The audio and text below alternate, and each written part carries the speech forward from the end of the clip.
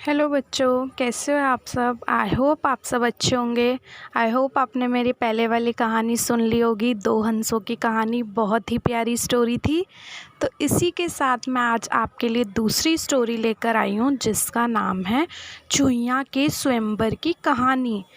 तो बच्चों स्टार्ट करते हैं। अगर आपको स्टोरी अच्छी लगे तो वीडियो को लाइक कर देना और चैनल को सब्सक्राइब कर देना। तो चलिए बच्चों स्टोरी स्टार्ट करते हैं। गंगा नदी के तट पर एक धर्मशाला थी। वहाँ एक गुरुजी रहते थे। वह दिन भर ताप और ध्यान में लीन होकर अपना जीवन यापन करते थे। एक दिन जब गुरुजी नदी में नहा रहे थे, उसी समय एक बाज अपने पंजे में एक चूहिया लेकर उड़ा जा रहा था।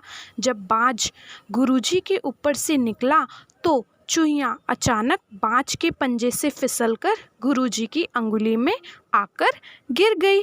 गुरुजी ने सोचा कि अगर उन्होंने चूहिया को ऐसे ही छोड़ दिया तो बाज उसे खा जाएगा। इसलिए उन्होंने चूहिया को अकेला नहीं छोड़ा और उसे पास के बरगद के पेड़ के नीचे रख दिया और खुद शुद्ध करने के लिए फिर से नहाने के लिए नदी में चले गए। नहाने के बाद गुरुजी ने अपनी शक्तियों का इस्तेमाल करके चूहिया को एक छोटी लड़की में बदल दिया और अपने साथ आश्रम में ले गए। गुरुजी ने आश्रम पहुंचकर सारी बात अपनी पत्नी को बताई और कहा कि हमारी कोई संतान नहीं है, इसलिए इसे ईश्वर का वरदान समझकर स्वीकार करो और इसका अच्छे से पालन लालन करो। फिर उस लड़की ने स्वयं गुरुजी की देखरेख में धर्मशाला में पढ़ना लिखना शुरू कर दिया। लड़की पढ़ने में बहुत होशियार थी। यह देखकर गुरुजी और उनकी पत्नी को अपनी बेट पर बहुत गर्व होता था। एक दिन गुरुजी उनकी पत्नी ने बताया कि उनकी लड़की विवाह योग्य हो गई है। तब गुरुजी ने कहा कि यह विशेष बच्ची एक विशेष पति की हकदार है।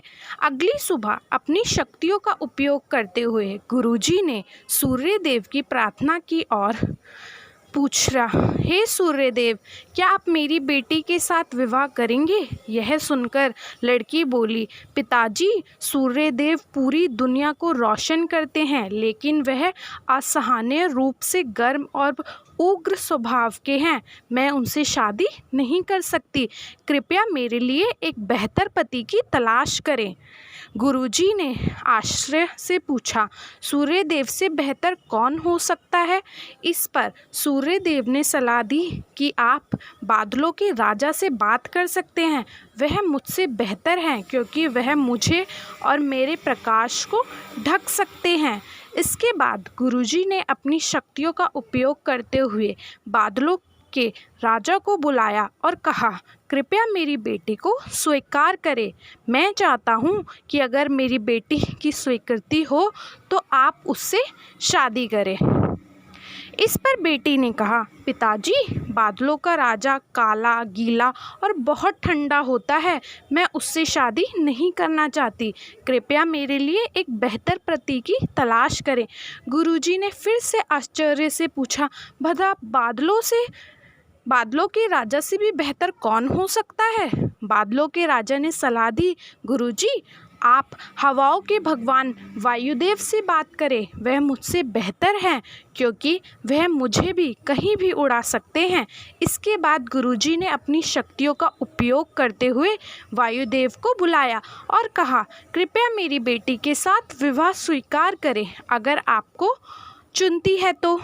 लेकिन बेटी ने वायुदेव से भी विवाह करने को इनकार कर दिया और कहा, पिताजी, वायुदेव बहुत तेज है। वह अपनी दिशा बदलते रहते हैं। मैं उनसे शादी नहीं कर सकती।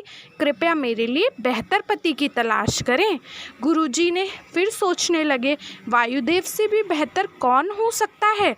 इस पर वायुदेव जी ने सलाह दी, आप पहाड़ों के राजा से इस विषय में बात कर सकते हैं। वह मुझसे बेहतर हैं क्योंकि वह मुझे बहाने से रोक सकते हैं।